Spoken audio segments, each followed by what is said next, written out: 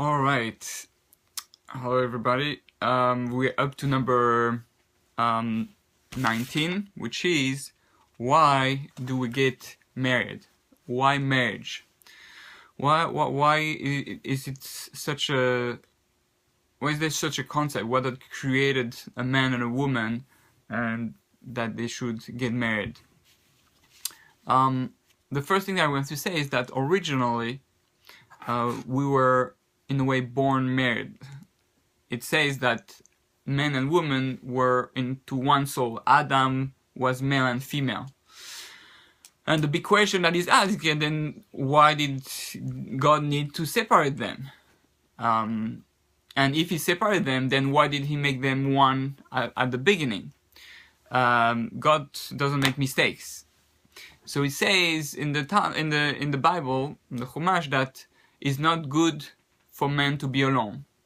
So people think that what it means is that it's he's alone. He's not gonna he's gonna be bored, or I don't know. It's not gonna be he's not gonna be able to accomplish his mission.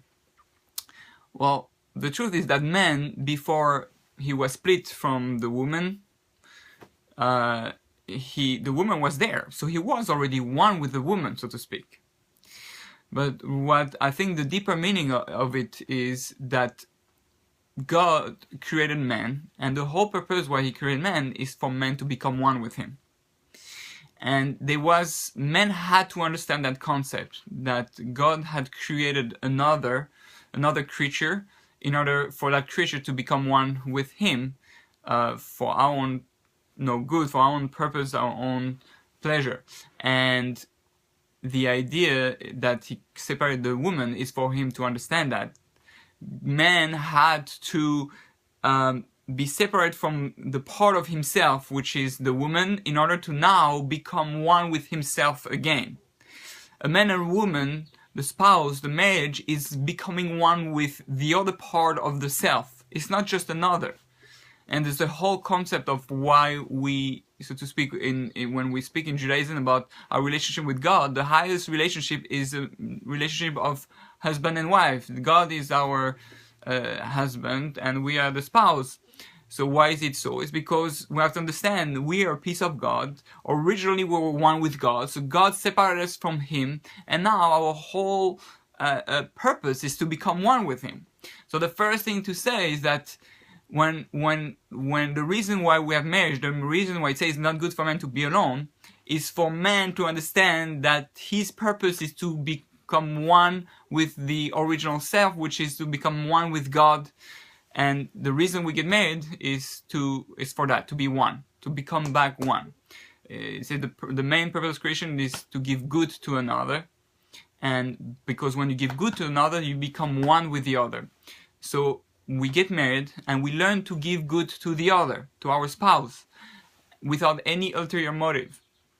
When I give good to my spouse, I give of myself, I'm becoming one with the other, I'm learning to be one with the other, and then I can do the same thing with God. So it's all a metaphor, really, for, as human being, to learn how I can be one with God.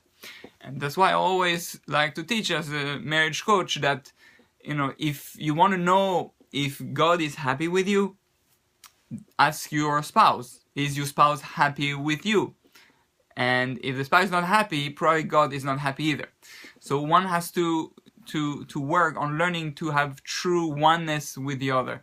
And that's what marriage is. Marriage teaches us to be one. Marriage teaches real love. Why real love? Because real love means I choose for myself. I'm never forced to get married. It's my choice. I choose you to become one with you. I see something beautiful about you. I want to give you and become one with that beauty that is in you, with your soul. When I learn to do that, then I learn to do the same thing with God. But it has to be a choice. Real love comes from a choice. So that's why marriage has to be a choice. If I just have a boyfriend or a girlfriend, there's no real choice there. There's no commitment. Marriage teaches commitment. Marriage teaches eternity. And when I choose to be with someone forever, and that investment, when I say I'm gonna give to you because I want to be one with you, then that's that's real eternity. That's when I learn to be one with God too. And that's why the whole idea of the Jewish people being married to God is the concept of that we chose God. God chose us, we chose a nation, and we chose God. When you choose someone, then he feels he's loved. It feels it's one, it's desired. God wants us to have desire for the other. And our Judaism is supposed to be filled with desire. We have to. It's not like, oh, I have to do the commandments. No, I want to do the commandments. I choose to do the commandments. Why? Because this is what makes me one with God. I choose to bring flowers. I choose to take out the garbage. I choose to wash the dishes because I choose to be one with you. That's how I show my love, and that's required. That shows real love, shows commitment, and we get as a consequence the greatest possible pleasure. Why is the sexual pleasure the greatest possible pleasure one can feel on a physical level? Because it's when two people become one. That unity creates the highest possible pleasure on a physical level. And that's why it says that when we go in the world to come, it's where the closest place where we will be, is a place where we'll be the closest to God. And it says that the sexual pleasure is a metaphor for the pleasure that you're going to have in oneness with God on a much higher level, obviously. So we have to be aware of that. And when we choose to get married, we have to understand, I get married because I'm learning how to be one with another. Teach me also to be one with other human beings, to become one with the other, to feel the other, to have empathy for the other, to give to the other without any ulterior motives, to look at the good in the other, to attach oneself to this good, to increase the good in the other, and all those then that I can do with God.